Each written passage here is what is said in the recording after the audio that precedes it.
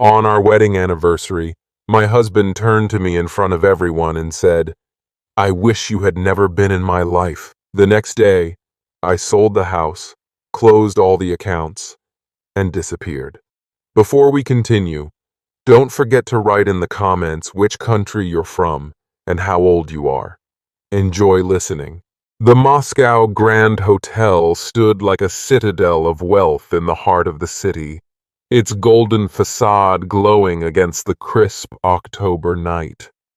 Inside, the grand ballroom was a vision of opulence, its crystal chandeliers casting prisms of light that danced across the polished marble floor. It was October 6th, 2015, my 10th wedding anniversary with Dmitry Volkov, and the room buzzed with Moscow's elite. Business tycoons in tailored suits, politicians with guarded smiles, and socialites draped in furs and jewels. Their laughter mingled with the clink of champagne flutes and the soft strains of a Tchaikovsky waltz played by a string quartet. I, Anastasia Volkova, stood at the center of it all, my crimson gown shimmering like liquid fire under the lights.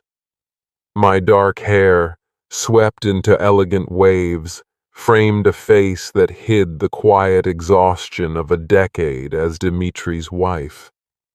Dmitry, with his chiseled jawline, piercing blue eyes, and impeccable black suit, was the epitome of power and charm. A man who could command a room with a glance.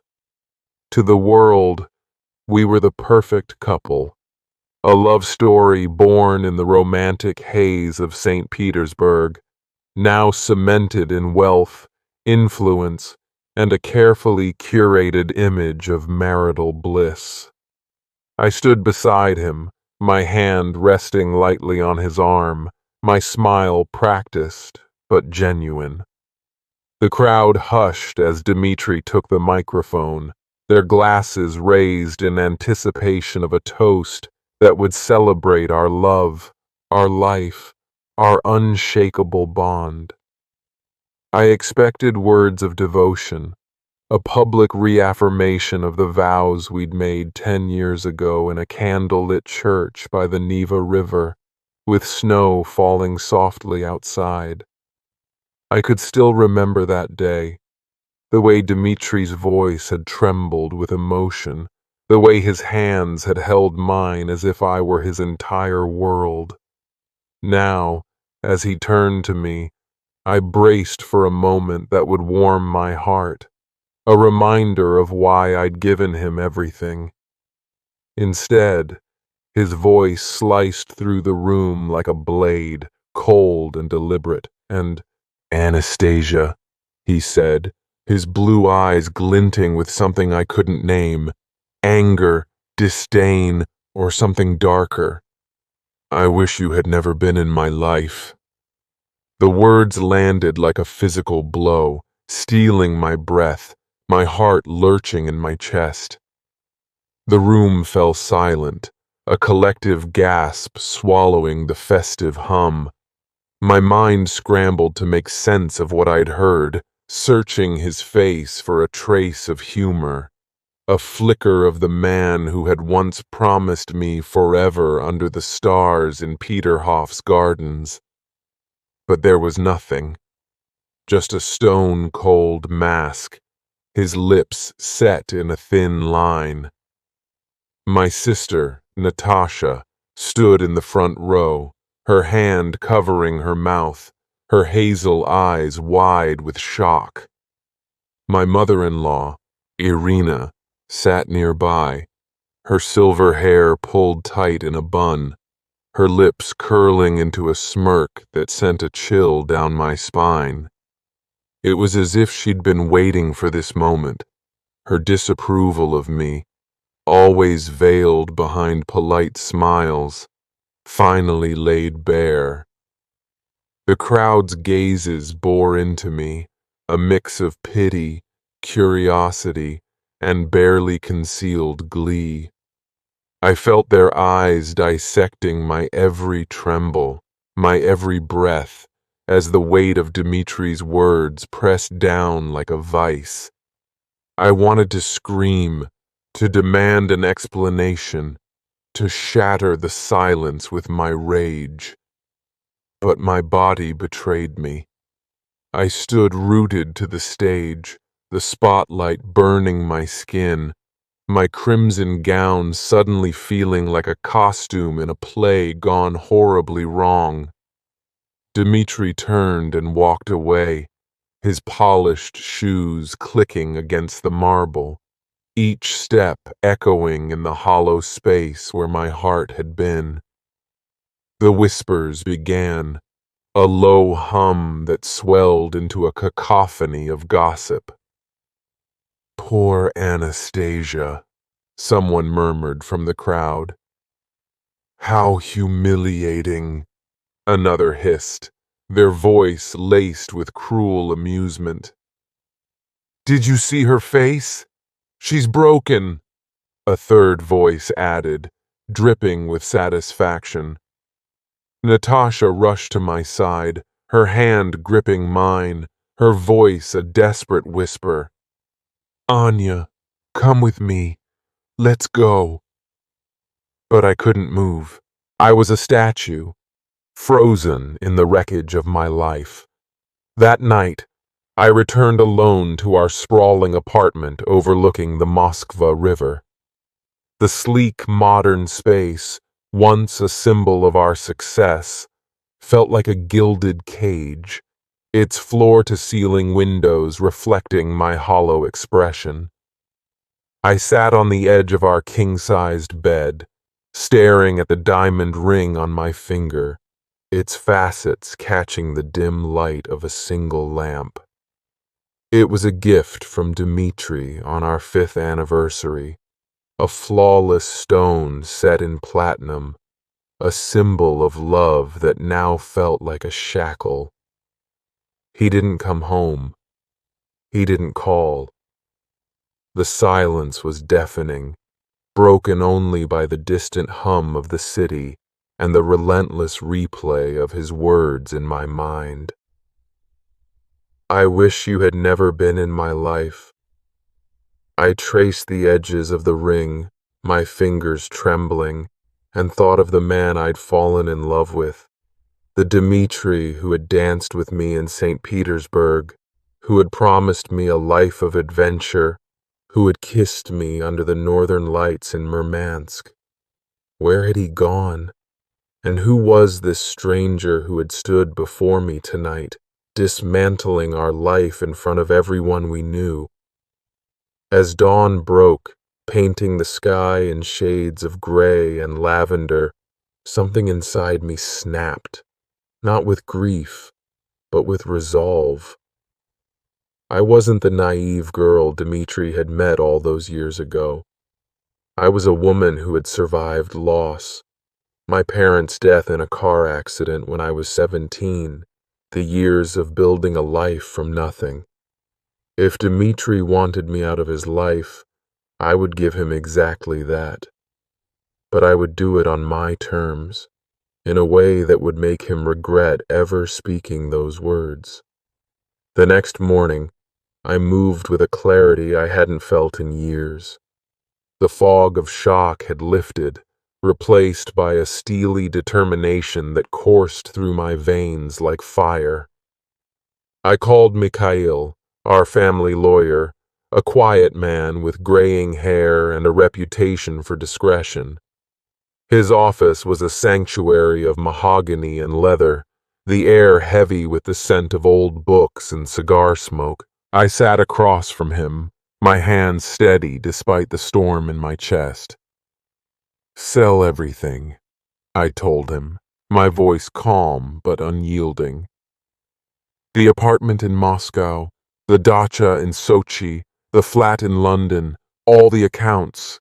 Liquidate it all." Mikhail's eyes widened, his pen pausing over his notepad, his usually composed face betraying a flicker of shock. "Anastasia, this is..." Drastic, he said, his voice trembling. Are you sure? This is your entire life. I met his gaze, my eyes hard. It was our life, Mikhail. Now it's his problem. Do it. Today. By noon, I was a whirlwind of action, fueled by a mix of rage and survival instinct. I sat at Dmitri's desk in his study, a room I'd rarely entered. Its dark wood panels and locked drawers, a silent barrier between us for years. The study smelled of his cologne, sandalwood and cedar, a scent that once comforted me but now turned my stomach. I closed our joint bank accounts, transferred my personal savings to an offshore account I'd set up 3 years ago, a precaution I'd taken when Dmitri's late-night business calls started to feel secretive, his explanations vague and dismissive. I sorted through our belongings with ruthless efficiency, leaving behind the designer dresses from Paris, the sapphire necklaces from Dubai, the trappings of a life that no longer felt mine. In a small, weathered suitcase, I packed essentials, a few practical outfits, a worn copy of Anna Karenina that had belonged to my mother, its pages yellowed from years of reading, and a faded photo of my parents, their smiles frozen in time. They had been my anchor, and now, in their absence, I was my own. By evening, the papers were signed, the house was listed, and the accounts were drained. I stood in the empty apartment one last time, the Moskva River glittering below like a ribbon of liquid silver. The city's lights stretched endlessly before me, a reminder of the life I was leaving behind. I felt a strange sense of liberation, as if I were shedding a skin that no longer fit. I was erasing myself from Dmitri's world, and it felt like reclaiming my own. I didn't leave a note. Dmitri didn't deserve one. Let him wonder. Let him search. Let him feel the void I'd left behind. Let him choke on it. I took a train to St. Petersburg, a city woven into the fabric of my past, its canals and golden spires a bittersweet reminder of who I'd been. It was where Dmitri and I had met in 2003, at a university gala in a grand hall overlooking the Neva River. I was a literature student, 21 and full of dreams, captivated by his ambition, his dreams of building an empire. He was a young entrepreneur with a fire in his eyes, his laughter warm and infectious. We danced under the chandeliers, the room spinning as he whispered promises of a life together. Now, as the train rattled through the Russian countryside, its fields dusted with early snow, those memories felt like a betrayal. How had we become strangers? How had love turned to poison? In St. Petersburg, I rented a small apartment in a nondescript building near the Neva, using a false name, Elena Petrova. I dyed my dark hair blonde, the harsh chemicals stinging my scalp as I watched my reflection transform in a cracked bathroom mirror. I traded my elegant wardrobe for simple sweaters, jeans, and a pair of glasses to alter my appearance. I blended into the city's rhythm, working as a freelance translator to cover my expenses, my days filled with academic papers and legal documents. But my nights were consumed by questions. Why had Dmitri said those words? Was it a moment of anger or something deeper?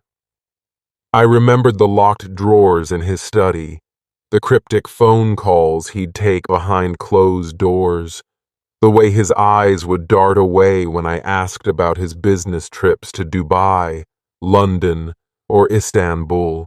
There was a secret buried in our marriage, a shadow I'd ignored for too long, and I was determined to uncover it. I needed answers, and I knew I couldn't find them alone.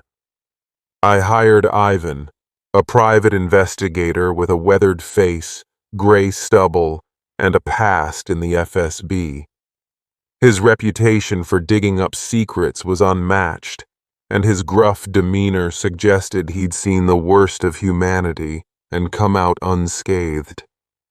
We met in a dimly lit cafe on Nevsky Prospect, the hum of St. Petersburg muffled by rain-streaked windows.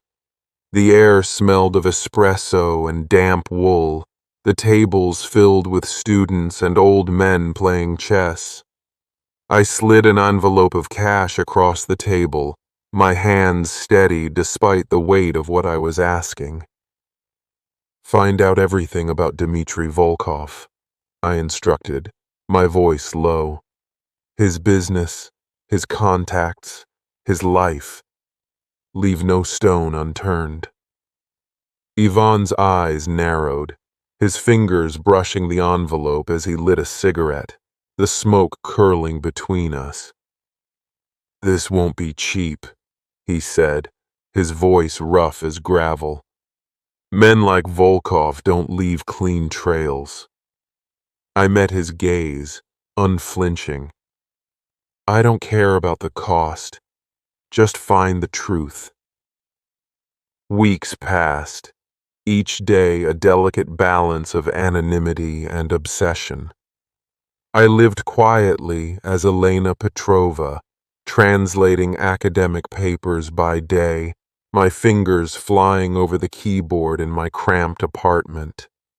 By night, I pored over Ivan's reports, each one a piece of a puzzle I was desperate to solve. His findings painted a chilling picture. Volkov Industries, Dmitry's construction empire, was a labyrinth of legitimate contracts and shadowy deals. Ivan uncovered ties to organized crime, money laundering through offshore accounts in the Caymans, black market shipments disguised as construction materials, and connections to powerful figures in Moscow's underworld, men whose names were whispered in fear. Dmitry wasn't just a businessman. He was a puppet master in a dangerous game, moving pieces I'd never seen, manipulating lives with the ease of a chess grandmaster. Then came the photos. Ivan slid them across the table during one of our clandestine meetings, his expression unreadable behind a haze of cigarette smoke. They showed Dmitry with a woman, tall, brunette, with sharp cheekbones and a smile that seemed to cut through the lens. Her name was Katya Morozova, a lawyer with her own ties to the criminal network, her reputation as ruthless as it was discreet. They'd been seen together at exclusive clubs in Moscow, hotels in Paris, even our dacha in Sochi, a place I'd once considered our sanctuary, where we'd spent lazy summers sipping wine by the Black Sea, the air heavy with the scent of pine and salt.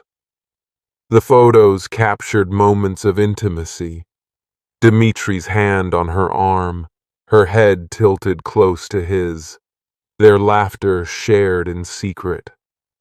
My stomach churned as I studied the images, each one a dagger to my heart. Was this why he'd humiliated me?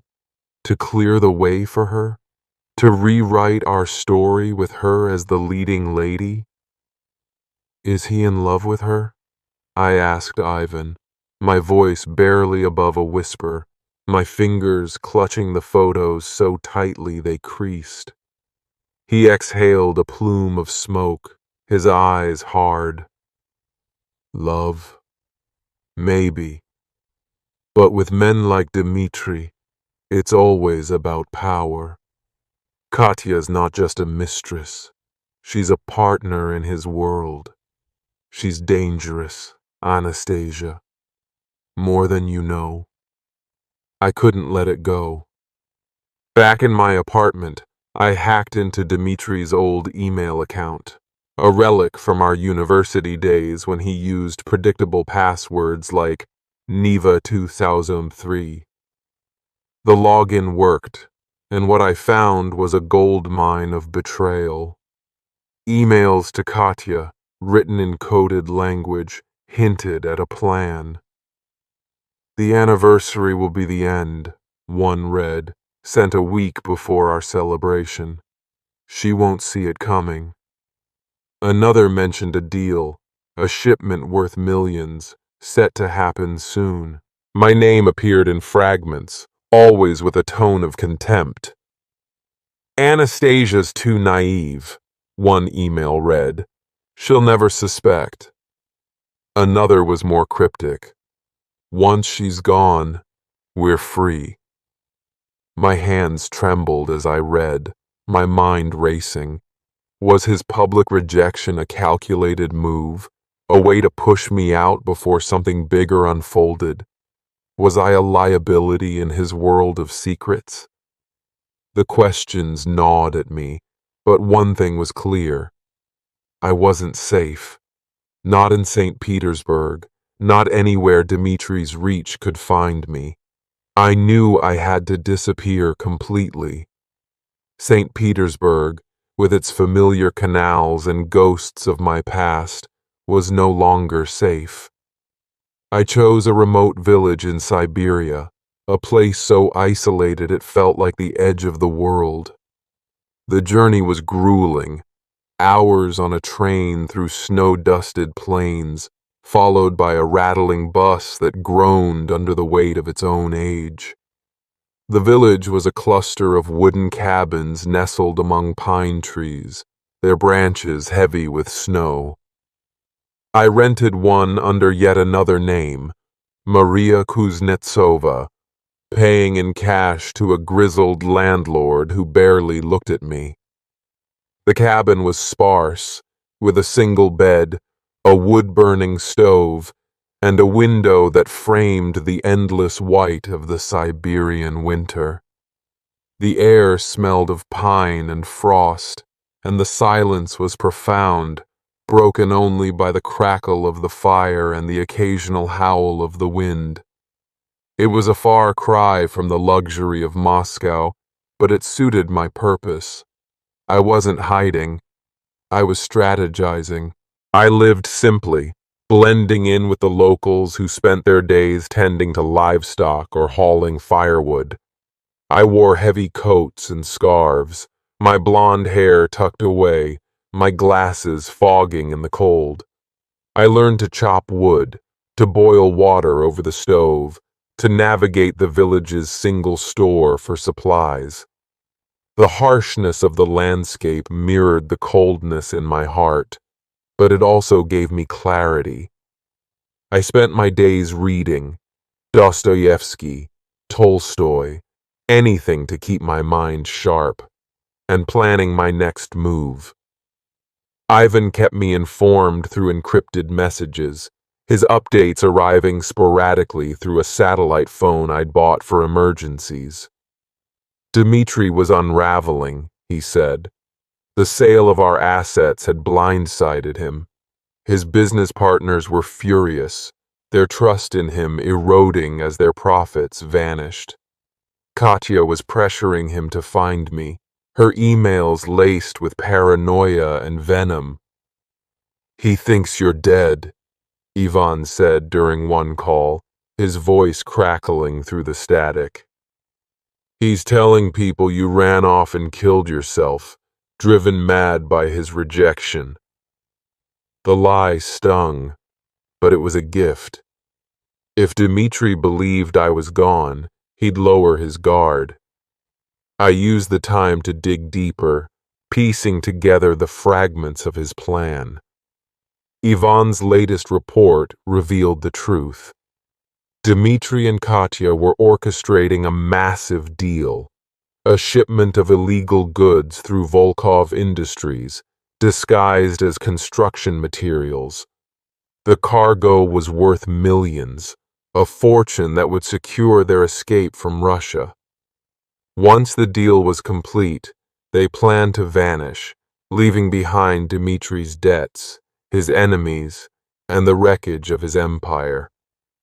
My public humiliation was a distraction, a way to make my disappearance seem like the act of a broken woman, not a calculated escape.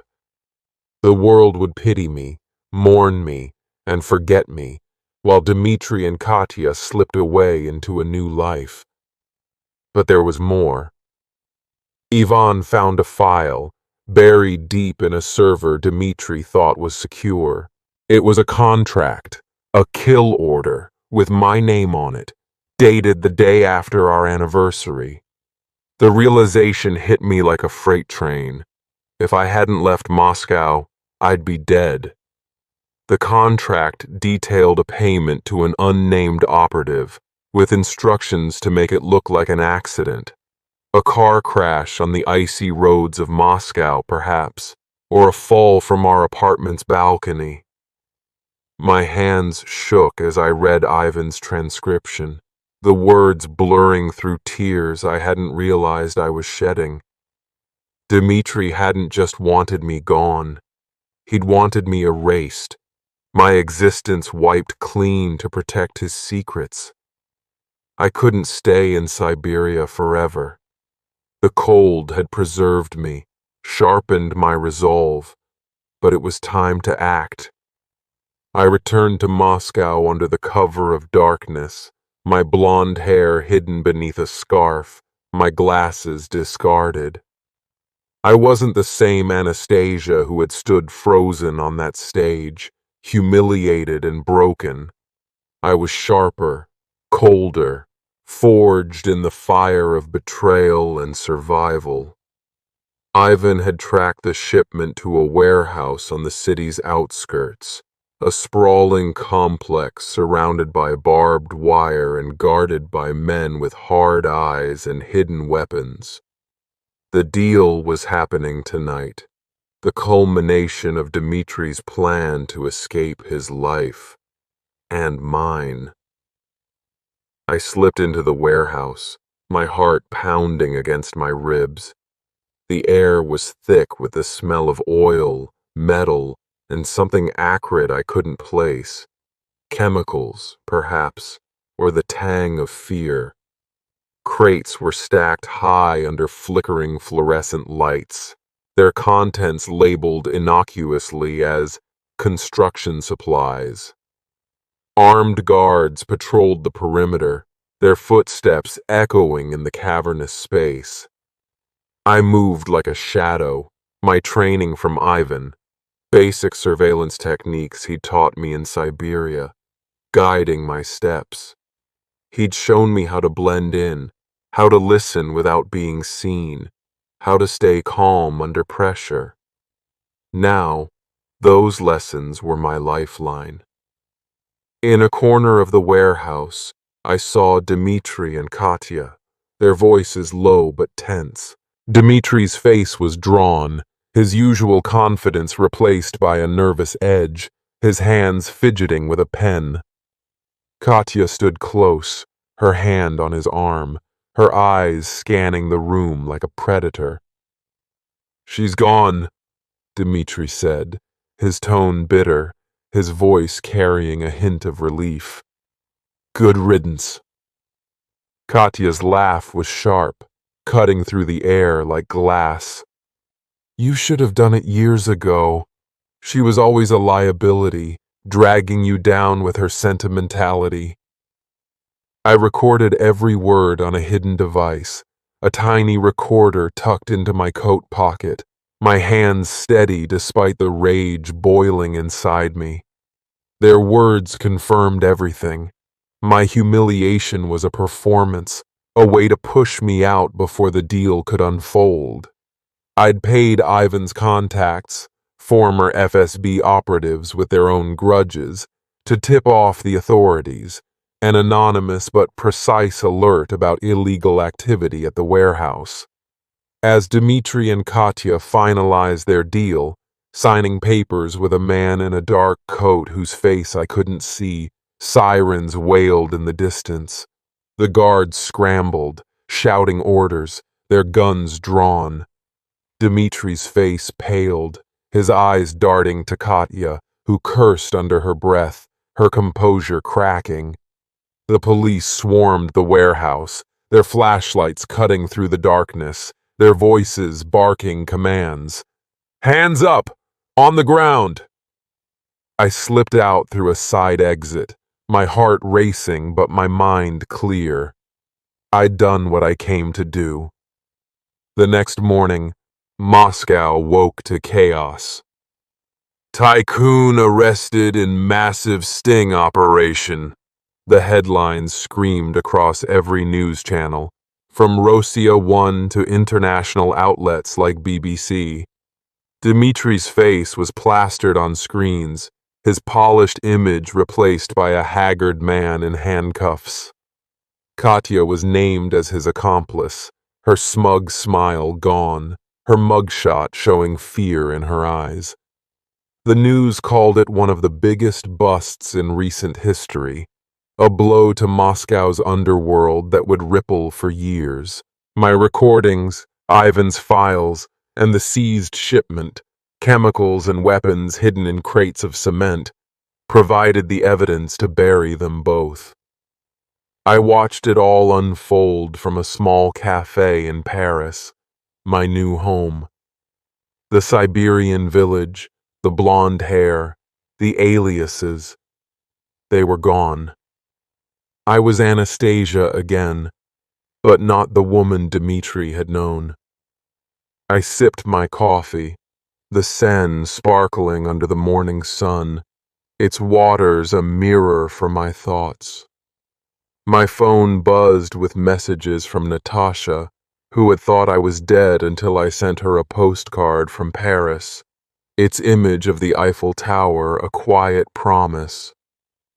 "I'm alive," it read, "and I'm free." She'd cried when we finally spoke, her voice breaking over the phone as she begged me to come home. "Anya, please," she'd said. "You don't have to do this alone." But Moscow wasn't home anymore. Paris was a fresh start, a city where I could rebuild, where the weight of my past felt lighter under the glow of its lights. I rented a small apartment in Montmartre, its windows overlooking cobblestone streets and artists' studios, the air filled with the scent of fresh baguettes and blooming jasmine. By day, I worked as a translator, my skills honed in St. Petersburg now serving a new life. By night, I walked the Seine, the city's lights dancing on the water, and thought of Dmitri. Did he regret those words, spoken to wound me in front of the world? Did he know I'd outplayed him, turning his betrayal into his downfall? The thought brought a fleeting smile, but it faded quickly. Freedom came with a shadow. Dmitri's world was vast, and men like him had long memories and longer reaches, even from prison. I kept Ivan on retainer, my eyes and ears in Moscow. I also kept one final secret: the offshore account, now swollen with the money I'd siphoned from Dmitri's accounts before I vanished. It was my insurance, my new beginning, a fortune that would let me live on my terms. A month later, Ivan called, his voice low and urgent through the encrypted line. "There's a rumor," he said, pausing as if weighing his words. "Dmitri's men are looking for a woman. Blonde, glasses, last seen in St. Petersburg. They don't know it's you, but they're close. They're asking questions, Anastasia. Dangerous questions. I hung up, my pulse quickening. I stood on my balcony, the Parisian night wrapping around me like a cloak, the city's lights a stark contrast to the darkness closing in. I glanced at the new passport in my bag, its pages crisp with a different name, a different life waiting to be claimed. Dmitri had wished me out of his life, but I was still here, a ghost he couldn't escape. I'd survived his betrayal, his lies, his attempt to erase me. But the game wasn't over. Somewhere in the shadows of Moscow, his world was stirring, and I knew I'd have to face it again. And I was ready for whatever came next.